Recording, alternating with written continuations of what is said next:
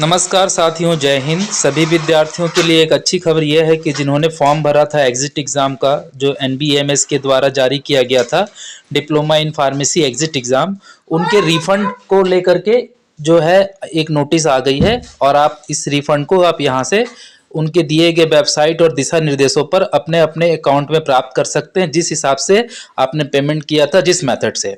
अब सवाल ये उठता है कि क्या भविष्य में एग्जिट एग्ज़ाम होगा या नहीं होगा। तो इसके लिए मैं यही कहना चाहूँगा कि एक कहावत है कि रस्सी जल गई पर ऐठन नहीं गई। मतलब एग्जिट एग्ज़ाम का फॉर्म भरवाया आपने, फीस ले लिया दुनिया भर का, उसे वापस भी कर दिया, तो और एक क्लियर कर देना चाहिए कि हम सक्षम नहीं है एग्जिट एग्ज़ाम लेने के लिए, हमारा निर्णय गलत था। लेकिन ये लिखते हैं कि परीक्षा के संबंधित जो संशोधन हुआ है उसके बाद आपको वेबसाइट पे देखते रहना है कब एग्ज़ाम होगा। तो क्या फार्मेसी करने के बाद, डिप्लोमा करने के बाद 5 साल तक आपका हम इंतजार करते रहें कि आप एग्जिट एग्ज़ाम लेंगे?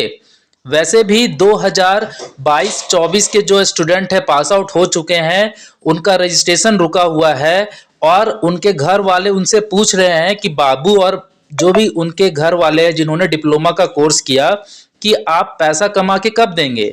लेकिन इनको तो फर्क ही नहीं पड़ता है कि 22-24 के बच्चे जो फर्स्ट ईयर और सेकेंड ईयर पास आउट हो गए हैं और एग्जिट एग्ज़ाम का फॉर्म भी भरा लिए और अब ये फॉर्म का पैसा वापस कर रहे हैं और एग्जिट एग्ज़ाम को लेकर के ये बोल रहे हैं कि आप वेबसाइट को देखते रहिए। क्या यही काम रह गया है एक डिप्लोमा वाले स्टूडेंट का कि आपका वेबसाइट दिन भर देखते रहें और ये सोचते रहें कि कब एग्जिट एग्ज़ाम होगा?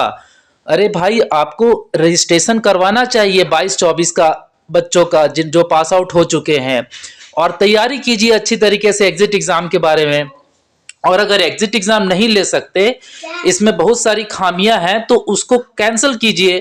क्योंकि मैंने भी अपने पिछले वीडियो में कहा था कि इसमें बहुत सारे प्रॉब्लम है और आप इस एग्जिट एग्ज़ाम को कराने के लिए सक्षम नहीं है, क्योंकि इसकी संख्या बहुत है और जिस हिसाब से आप पैसा ले रहे हैं और उसके बदले में कोई सुविधा नहीं दे रहे हैं, तो एग्जिट एग्ज़ाम का कोई भी महत्व नहीं है। इसीलिए मैं आपसे कह रहा हूं कि एग्जिट एग्ज़ाम को आपको कैंसिल कर देना चाहिए। यही छात्र हित में है डिप्लोमा वाले के लिए। और अगर लेना भी है तो अच्छी तरीके से लीजिए, बैचलर का भी लीजिए, डिप्लोमा वाले का भी लीजिए, और कुछ इनको फार्मा क्लिनिक खोलने का अधिकार दीजिए। एग्जिट एग्ज़ाम पास आउट हो जाने के बाद इनको कुछ दवाइयों को प्रिस्क्रिप्शन का अधिकार दीजिए, तभी सही मायने में एग्जिट एग्ज़ाम का जो वैल्यू है वो सही होगा।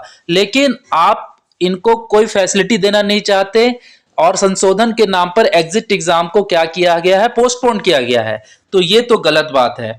एग्जिट एग्ज़ाम बिल्कुल अच्छी बात है, लेकिन उसके साथ साथ इसको पास आउट होने के बाद जो आउटपुट मिलना चाहिए, इसकी मेहनत जो स्टूडेंट करेगा उसके लिए उसको कुछ फल मिलना चाहिए।